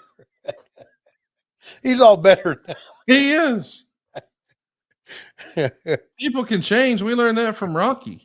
Yes. If he can change, Yeah. then you can change. Everyone can change. Fuck that guy. What was his name? That fucking arrogant little prick. I knew I didn't like him from the time class started. Dude, Greg the Hammer Valentine is selling his ass off for Bret Hart here. What a cool story it is, too, just when you think about the history of wrestling. Like, you're talking Stu Hart's kid and Johnny Valentine's kid here. It's a family tradition. Yeah, it is. God, Greg Valentine's father was, man, he was a tough son of a bitch. But of course, I think about going back and seeing Johnny. I remember seeing Johnny Valentine wrestle. Just a tragic end to his career too. Correct my memory, because you were there when we heard this story. Yeah. Was it him that used to shit in the hamburger steak? Yes. Okay. And he was the one who jacked off Ric Flair with a coat hanger, right? Yes. Yeah. Just wasn't sure. I want to make sure I had that right. Yeah. That's really old school shit. If you think about it. Oh, yeah. I mean, you don't hear any stories about guys jacking each other off with coat hangers in 2024. I think it's from a bygone era. These days, they just slide up and play fucking 2K on their PS5 instead of getting a wire coat hanger out and jacking each other off like some goddamn real men. You know what I mean? Yeah. Fucking losers. And if you would shit in the hamburger steak and the hamburger steak, yeah, then you would you'd probably be fired by now. Now, back then, they just say, no one eats after Johnny goes through, please. I'll tell you this. If somebody shit in my hamburger steak, I would just tell anybody who would listen I was scared for my life. Because you're not supposed to be doing that. You can't be eating shit. You know what I'm saying? I'm 43. I made it to 43. Didn't eat shit not one time. Not once. Yeah, right. That's right. James Elkross says, not to pry, but during this holiday season, are you going to be able to have time to spend time with your family? I think these more present times have been easier to give the holiday break time off. Of course, we're talking about how wrestling has kind of changed. Once upon a time, Christmas night was a big deal in wrestling. And actually talked about that with Jeff Jarrett earlier this week on his podcast, My World, that when the territories went away and it sort of became just the WWF and WCW, it felt like those Christmas night shows were few and far between. The last one I saw was 1991, where Ultimo Dragon beat Brian Pillman to become the WCW light heavyweight champion. That happened on Christmas night, 1991. But really, there's not much else that's happened on Christmas night since. I mean, there's been things that aired on Christmas night, but as far as a live show, like we used to see in World Class with Ric Flair and the Von Erichs and all that, do you remember that going away during or when the territories went away, or am I off base and there were WCW shows? I just don't remember them. No, I think when you, as we moved along, I'm not so sure. Maybe when Bischoff took over, he stopped running the Omni on Christmas Day. Okay. I may be wrong about that. I'm sure there would be something maybe on Cage Match that would tell us differently. But now today, like for instance, we're going to be taping for Christmas Day the weekend before, and at Hammerstein Ballroom. So there's still going to be wrestling Christmas night. It just won't be live. Hey, I'm glad you mentioned that, because it was just announced that as a part of this Continental Classic, since you and I have been recording, Tony Khan has posted to let the world know that this weekend, Will Ospreay is going to be hooking up with Ricochet at Hammerstein Ballroom. It's all happening this weekend on Collision. As I understand it, only a handful of tickets remain. And if you've never seen wrestling in Hammerstein Ballroom, boy, you're missing out. make it a priority to go see this. First of all, what a dream match that is. And to know it's happening in a historic building like that. Right. That's real wrestling history. Sign me up at AEWTIX.com. And don't forget to tune in to Turner Stations this weekend for Collision, Ricochet, and Ospreay. My goodness. That's going to be spectacular. And once again, just the talent that we have had in this tournament has been as good as any I've seen. Well, Brother Love is calling in Hulk Hogan. How cool is this, dude? Yeah, even Brutus the Barber Beefcake's with him. That's his sidekick, man. And look at the belt here. This is before WrestleMania 6, so it's still a dual-plated winged eagle. Of course, after WrestleMania 6, we're just going to see the gold plate. So we've only got a handful more months of this dual-plated version. And I think that's one of the best-looking wrestling titles of all time right there, man. Yeah.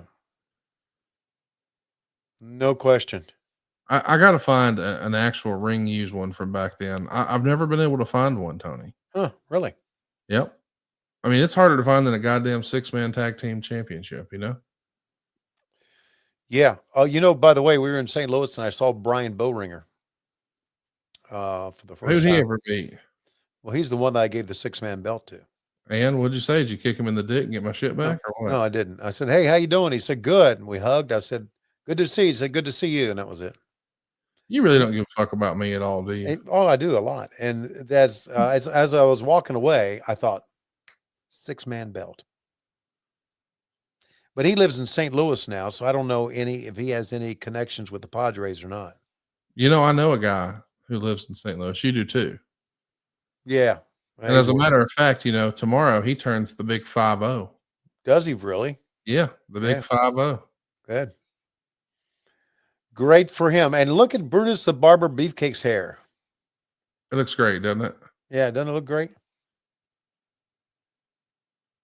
If you had to do a car ride with one of the three men on screen right now, I'm talking present day in 2024. Oh, it'd be Brutus. You're going to do a 6-hour road trip. Would you pick Brutus the freaking Barber Beefcake? Would you pick the immortal Hulk Hogan? Or would you pick Brother Love? It would be Brother Love. From what all he has seen and gone through in wrestling. My God. My God. I know it's not your jam to ride around listening to wrestling podcasts, but have you had a chance to catch any of John Layfield filling in for Bruce Pritchard yet? No. I highly recommend you do. I bet it's entertaining. I think you're going to love Layfield. Okay. I think he's going to be your kind of dude. Okay. Okay. You know what I'm saying. Yeah, I know what you're saying. Dustin Johns wants to know, would you rather invite James to Christmas dinner or to eat shit? I would rather invite James to Christmas dinner. I think he was hoping you would ask him to eat shit. Okay. I don't know what we're doing here. Well, I don't know what we're doing here either. Coach Keith says, since it's almost Christmas time and Jesse the Body, what are the best memories of you two calling Starrcade 93? Man, what an incredible show that was. It was at what's now the Bojangles Coliseum, Charlotte, North Carolina. The incredible build-up to that match, not just with the recap of Flair's career, not just with the punishing videos of Vader, but the limo ride to the building where we would see Ric Flair kiss his family goodbye, hop in the back of the limo with Mean Gene. And then, man, they just had a bloodbath out there. I mean, really punching each other for real, the hard way. It was a fun battle, and you got a front row seat for it. What'd you think? Well, my favorite part was the limousine ride, to be honest with you. Yeah. I know they had a great match, and I know it was a lot of fun. And I know it was a special moment for Flair and for the family and everything. But I just remember there's one part I remember as Flair turns around to say goodbye to the family again. Gene Okerlund says, "Come on, Rick, we got to go." And just that line sticks with me about, Gene, like Flair didn't really, really want to go do this, or he was, and Gene said, "Come on, Ricky, we got to go." So that's I remember the limousine ride. I thought that was really, really well done. And of course, you're taking a look at one of the greats of all time, Ric Flair, and the greatest stick man of all time, Gene Okerlund. in the car together. That's pretty special. That's my memory. Great answer. Bryant is with us here. He's, of course, going to be with us in Waterloo, Iowa as well. He says, I'm reading a book about early Mid-Atlantic. One team I didn't realize was such a hit was Jerry Briscoe and Thunderbolt Patterson. Tony, how over were they? Well, Bryant, I don't remember that. I remember Thunderbolt Patterson being a guy from Georgia Championship Wrestling and Jerry Briscoe being a guy from Florida Championship Wrestling that would come in at different times. But the run I remember in Mid-Atlantic Championship Wrestling was the Briscoe brothers together because that's when I started. And Thunderbolt came in a couple of times. I remember Thunderbolt came in and he wrestled Blackjack when Blackjack was a heel. And they had a couple of different matches. One was in Richmond, Virginia that we went to see. But Thunderbolt was not a regular at Mid-Atlantic Championship Wrestling that I remember. Now, it could have been early. It could have been like before 74.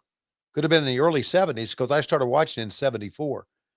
So it could have been there. But as far as my fandom is concerned, I don't remember them together. But I'm sure they were. I mean, if it's in the book. Man, Hercules is about to wrestle a nothing happening motherfucker named Craig Green. Golly, did you get a load of Craig Green? Yeah. How about that look? I mean, how would you describe that? Let's see. How would you describe Craig Green's look? Let me give you a spoiler. Not good. Yeah. He looked like he wasn't ready to be in the ring. Or didn't want to be in the ring, I guess, is the right thing to say. November 20th, 1989, Market Square Arena is where this one was filmed. Of course, it's airing on Christmas Day. We got a lot of people who are with us live here who were chiming in on the whole JBL conversation. James Elcross says, JBL has been great. Coach Keith Morrison is with us, and he says, Yo, Conrad, today's show with JBL was excellent. Meanwhile, Bad Money Slim, who's a part of our live studio audience, he says, I still can't get that damn song from the top of the show out of my head. Are you talking about the one that James sang? I think he's talking about does your dick hang low? Blah, blah, blah, blah, blah, Oh, blah. that one. Okay. All right. Yeah, that's that'll stick with you. That stuck with me for like 25 seconds. Do you think that you're going to be humming that to Lois later when you're on top of her pumping and grunting? Don't think so.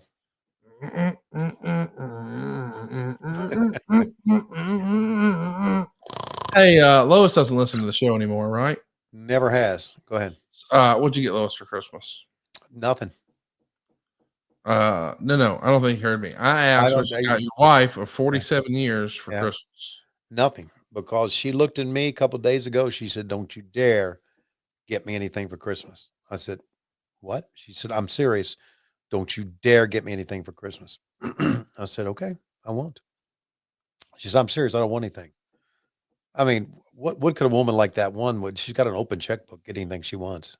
Well, here's what I was saying. What you could do is you could go take that thimble full of nuts you got, shake it in front of her, and say, I didn't get you much, but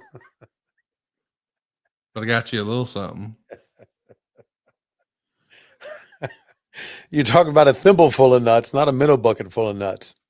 Well, I don't know what you're working with, but I would guess that, you don't need a second hand. This one is over. The torture rack. Have you ever put anybody in a torture rack in your life? No. Why would I? Man, I'm going to tell you he just hit that may have been the innovation for Nikki Bella's finish. Hercules Hernandez doing the torture rack and then dropping down on his knees. We would see Nikki Bella do that years later. Man, what a great camera shot when they get the camera right up to the chain to pull it away. Yeah. So, here's the torture rack. Of course, we would see this all the time on the other channel with Lex Luger. Right. But we don't have anybody in the WWF doing it. So, he can do it. Why not? There's Big Hercules. Yeah. And you talk about a guy who I think could have been more. I think he's one of them. Yeah, I do too. Yeah, what a nice guy too, man. Oh, there's no Santa Claus Heenan around anymore, is it? No, I mean, he got beat the fuck up. And right now, Roddy Piper is about to be removed from the primetime wrestling hosting gig for attacking his co-host. course, he's not going to go quietly, but wow. Nothing. This is bad news because we're seeing Roddy Piper getting a fight with Santa Claus on Christmas. Yeah. It's kind of a downer, but I do have some good news, Tony. I'd like to share some good news with you, and I can share it with our audience here. Go ahead. WHWMonday.com for the very first time. Let's take a look. How about it, Tony? David Crockett is the 2025 Gordon Soley Award winner. The exact same award that you received last year, the exact same award that I got 2 years ago. It's named after Gordon Soley. Jim Ross was the first recipient after Gordon Soley, and now David Crockett is the newest inductee into the TNT Hall of Fame this July in Waterloo, Iowa. I'm so glad that Mr. Crockett is taking his rightful place in the TNT Hall of Fame. How cool is that? That is tremendous news. Absolutely tremendous news. Now we get Bob Caudle in there, and we'll be all squared away in my fandom. Look at Mark Young against the Lanny Poffo, the genius. This kid, Mark Young, where have I seen him before? He was on your shows all the time. Was he? Yeah. Okay, that's where I've seen him before. Old man doing wrestling. Where did I see that kid before? I know I recognize him from somewhere. He did WWF house shows a lot in 1989 when you were there. He did some in 1990. But I mean, he was a regular participant here. He just did a Hurricanrana. We didn't even know what a Hurricanrana was back then. Look at this dude. He's putting on quite a show. He has worked as Mark Scarpa, Vince Young, Vincent Young, Mark Pyle, and Todd Overbow. And he was a part. He did do some TBS studio stuff in 1989. Okay. And did some NWA TV, working with guys like Kendall Windham and Ron Simmons and Dick Murdoch and all that jazz. But then he got on the WWF loop by June of 89, and he rode that train for quite a while there. Well, good for him. He showed a little bit of charisma there, doing that break dance and that Hurricanrana, or as we call it Hurricanrana. And Conan told me one time, he said, no. You see, you pronounce it Hurricanrana. Really? He said that? Hurricanrana, yeah. I didn't know that. Learn something new all the time. Well, that's what he said. So sometimes you'll hear me say Hurricanrana. This match we're watching right now was filmed at the Allen County War Memorial Coliseum on November 21st in Fort Wayne, Indiana. You got any good memories of Fort Wayne, Tony? Yes. From Fort Wayne, I used to be able to drive over to Dayton, Ohio, and catch a Delta flight home to Atlanta back when I worked for WCW. That was my memories of that. Hey, you know what? I just looked up right now on Wikipedia in real time just now. I wouldn't have guessed that this was the case, but I think in Waterloo, Iowa, this will be the first Hall of Fame that David Crockett is in. That doesn't seem like that should be right, but according to Wikipedia, that's the case. Now, he did win the Worst Television Announcer Award in The Observer in 86, 87, and 88. And he won the Most Obnoxious Award in The Observer in 82 and 87. And those are great honors. And I know for sure that David has those framed in his home. I have one of those awards too, by the way. Yes. Now, you also have the Great Big Penis Award too, don't you? Yes, I have a couple of those. Yes. And you stole those from Ric Flair, right? Well, no, I didn't steal it from Ric Flair. I stole it from No Show Flair. Okay. And then I got one from one of our good friends who works with you in StarCast. Oh, there you go. Yeah. Bryant says he's so freaking excited. He can't wait to be there to see Mr. Crockett go into the Hall of Fame. Me either, man. I'm looking forward to this. James Elkerai says Waterloo is starting to stack up as the destination place for wrestling fans. You know, Tony, if some of our listeners are on the fence about whether or not they should go check out the Thez and Tragos Hall of Fame in Waterloo, Iowa, what would your advice be? My advice would be to go there because listen, Iowa's cool. You think we were driving through Iowa, and I was telling my family, I said, this is really nice. We went to the Field of Dreams, and we stayed in Des Moines, had a very nice hotel, and the people were so nice to us in Waterloo, and it was a very nice Hall of Fame experience. And we had a great time, and I think it's worth going to. I do, and I'm very, very honored to be a part of that Hall of Fame. I'm very, very honored that we get to watch this Dusty Rhodes promo. I kind of forgot that this happened here. This is one of my favorite. I mean, this is the Dusty Rhodes that I grew up on. I mean, I first started watching wrestling in '88. So this is the first time I remember seeing Dusty. And here comes Sweet Sapphire right here. Yeah, this is her introduction, right? How cool is this, dude? Yeah. I love how they were so good with reaction shots. The WWE was Kevin Dunn and Kerwin Selfies and those guys, and just yeah. Here you go, man. Dusty and Sweet Sapphire dancing on the platform. Yeah, it's a Christmas present for himself, his new manager, Sweet Sapphire. By the way, that outfit that Dusty's wearing, the black polka dots, owned by a private collector, a friend of mine in Virginia Beach. Shout out to my man David, huge Dusty fan. And I know he's got that outfit, and that's the outfit that I remember most with Dusty. Wow. Do you realize, because from what I remember, Sapphire was such a gigantic wrestling fan. Oh, yeah. Did you realize how big of a moment that was for her? Had to be huge, dude. Yeah, to be beside a Dusty and be seen on TV. That was just incredible. This, I guess, is from Maple Leaf Gardens as well. I could tell because of the rampway. You got it. You nailed it. Yeah. By the way, believe it or not, I believe the match we're about to see here, if this is who I think it's against. No, this is against Snuka, isn't it? Okay, let me find this one. Yeah, it turns out this is from October 8th. Gorilla Monsoon and Lord Alfred Hayes were on commentary here. Okay. And yeah. They're going to go 11 minutes and 52 seconds. It's Randy Savage with Sensational Sherry, and he's going to be hooking it up with Jimmy Snuka. We'll see a little bit of involvement from Jim Duggan a little later. What's interesting about this, though, is this show at Maple Leaf Gardens that we're watching on Christmas night was filmed on October 8th. They'd be back on Maple Leaf Gardens 4 weeks later, October 29th. Then they'd come back again 3 weeks later, November 19th, for a matinee. And they're back the day after Christmas. So as we're watching this on Christmas night, the very next afternoon, they're running a matinee show in front of 7,500 fans in Toronto. Miss Elizabeth and Sensational Sherry are going to be guests on the Brother Love show.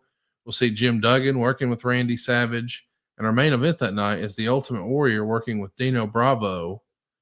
How much time did you spend in Maple Leaf Gardens, and would you consider Toronto an A town for the WWF? Well, of course it was an A town for the WWF, but I spent no time there at all. I never went to Maple Leaf Gardens with them.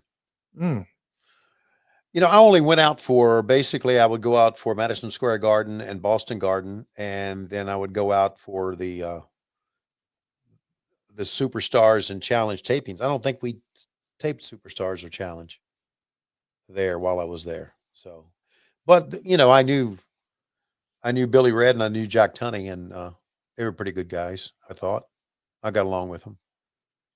And Jack Tunney he always had great suits, always looked professional, and of course he was the president of the WWF.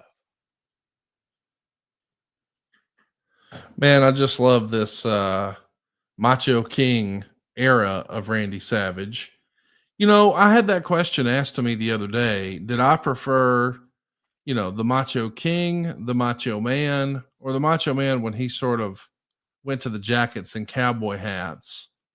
And I would even add a fourth version there. And I would say like the WCW Madness era where it was all black and white. Right.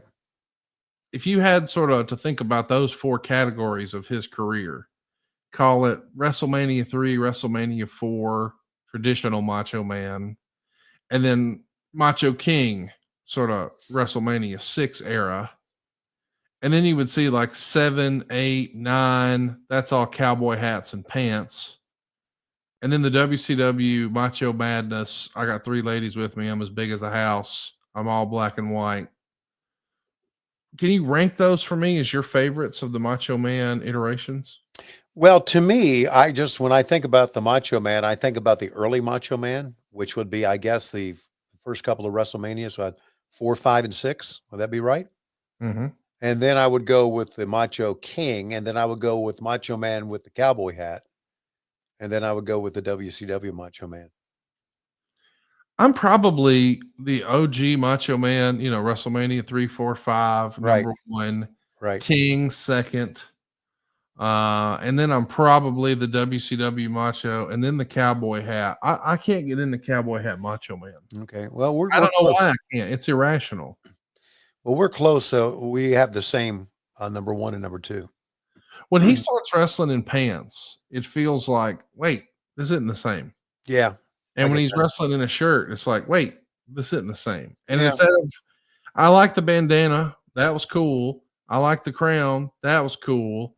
The cowboy hat, I'm like, I don't know about that. Now, I know he's wearing cowboy boots too, but still, why do you think cowboy boots have become such a big deal in wrestling? Like you and I just watched a bonus episode for WHW Monday Patreon. That's patreon.com/WHW Monday. We watched the first Hell in a Cell with Brock Lesnar and The Undertaker. Right. It's sort of the forgotten Hell in a Cell from 2002. It was October of 2002. And it's the one where Paul Heyman's actually bleeding buckets. If you haven't seen it, I encourage you go watch it with Tony and I right now at patreon.com/WHW Monday. But he's wearing cowboy boots. And we know that Savage wore cowboy boots. And I don't know, it just feels like lots of people in wrestling, they didn't have to be from Texas. Like when John Layfield wears cowboy boots and a suit, it's like, well, he's from Texas. I get that. But Savage wasn't. Well, Heyman wasn't. Why do you think cowboy boots are a big deal in wrestling? I don't know. Maybe it's because back then they had good structure and good support for the ankles. That's the only thing I can think of. But I don't think you see that much of it now. That Dustin still does, obviously. And you know what? I was thinking about the Von Erich boys. One goes barefooted like his dad. The other one, I can't remember what Marshall does, or is it Ross? One of the two. Ross and Marshall. Yeah. Yeah. I don't know if Ross wears cowboy boots or not, but I don't think cowboy boots are as prominent now as they were at one time. And I think with Dusty and with Dustin and with Barry Windham, they were Texans, so it was part of their Texan gear. Why Paul Heyman wore cowboy boots, I have no idea. Maybe fat fits in better into cowboy boots than it does shoes. I don't know. God damn, you hate that motherfucker, don't you? Hey, what? No, who are you talking about? Paul Heyman. Him? You bury every chance you get. I didn't bury him. He's one of the greatest talkers ever in the business. I don't know what you're talking about. Oh, okay. Okay. I got you. Yeah, yes. That's my bad. I apologize. You ain't got to get hot about it. Yeah. But you just don't know how feet will fit into boots, Sometimes It'd be a great time to talk about Tecovas, but they didn't advertise this week. So okay. Sometimes your ankles swell, sometimes sometimes you walk a lot and your toes swell up. Sometimes you got bunions or corns, or sometimes you just got deformed feet. And sometimes they'll just fit right in a cowboy boot better than they wear a regular shoe. I would think. Let me ask you, or a blister. You could have a blister on the bottom of your toe. Let's talk about something. Or you could have fat feet or corn. That's right. Okay, go ahead. I'm sorry.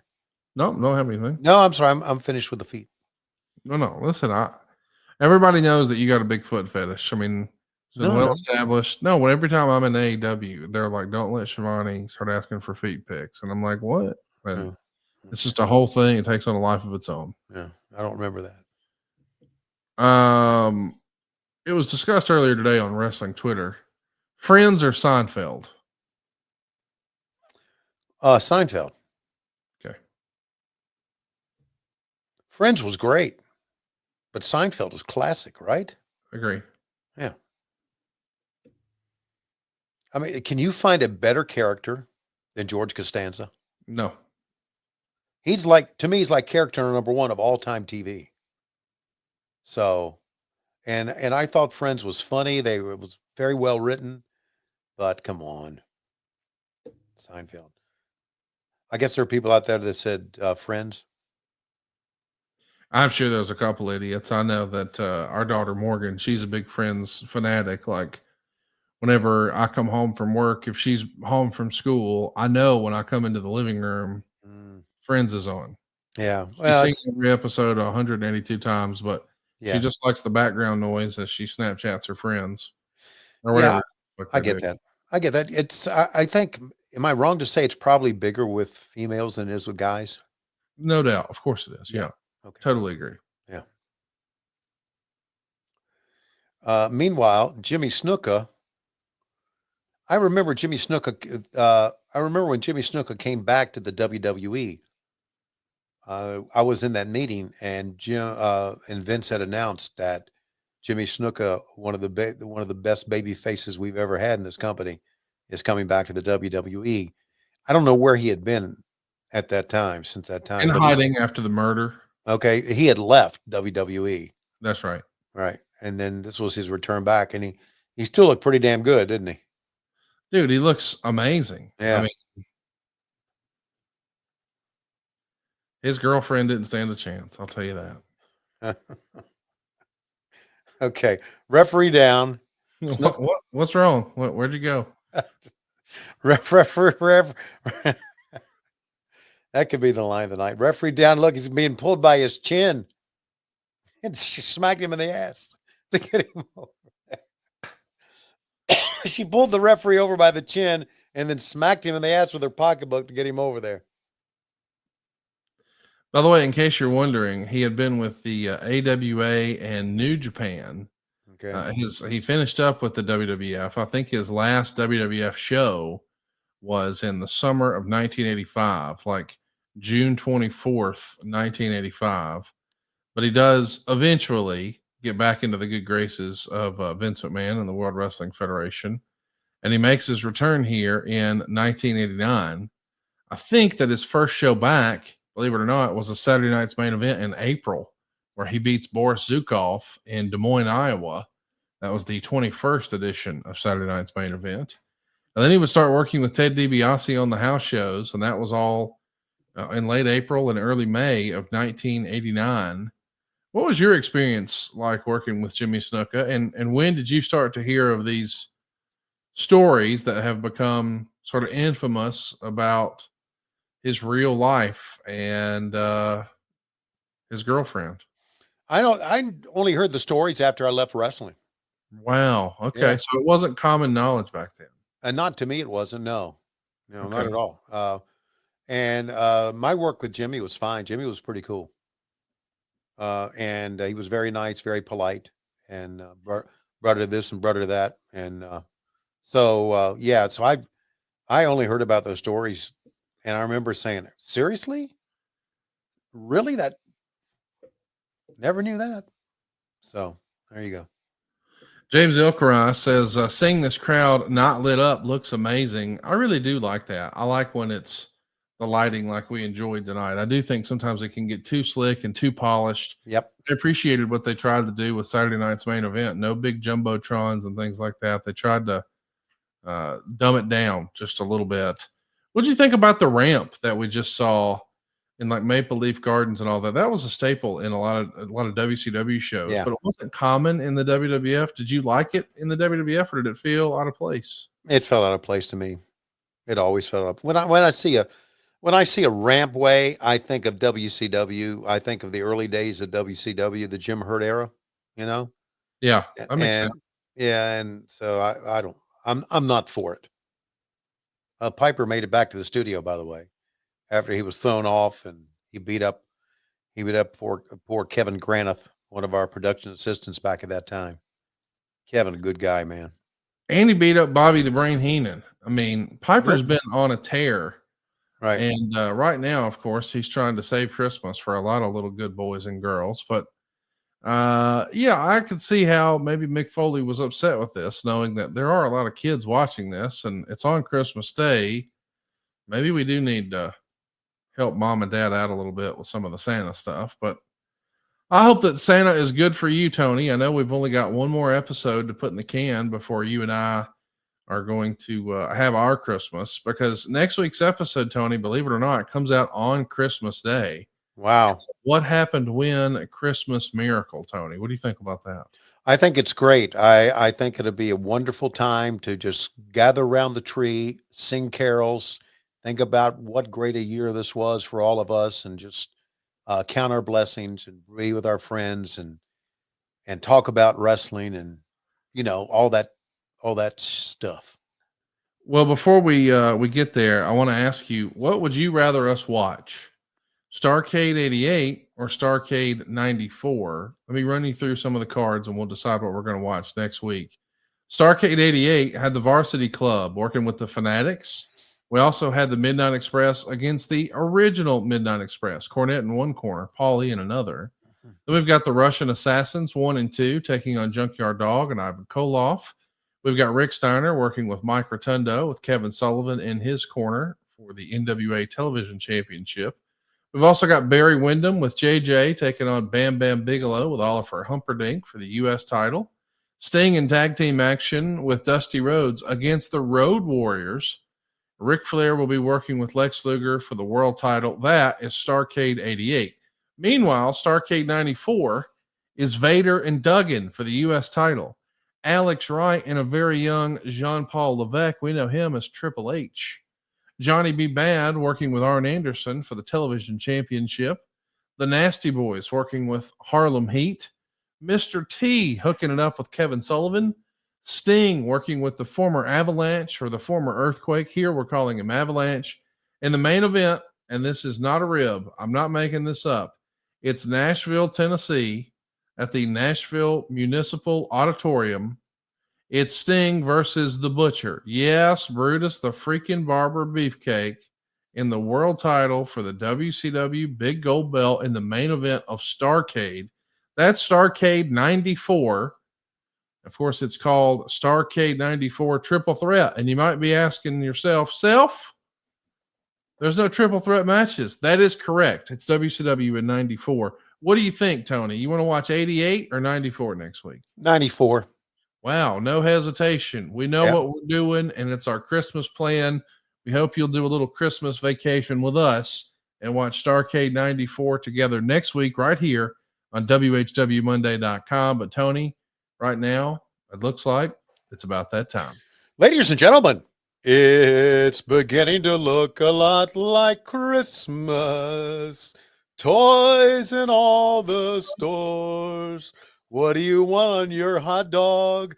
Ketchup or mustard?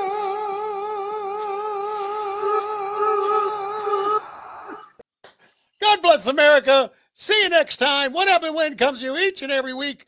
On Wednesdays, we come to you on Westwood One Cumulus. But Mondays, just like tonight, we come to you ad-free. Is it Wednesdays? Or we come to, when do we, what, ad-free on? WHWMonday.com and, of course, adfreeshows.com.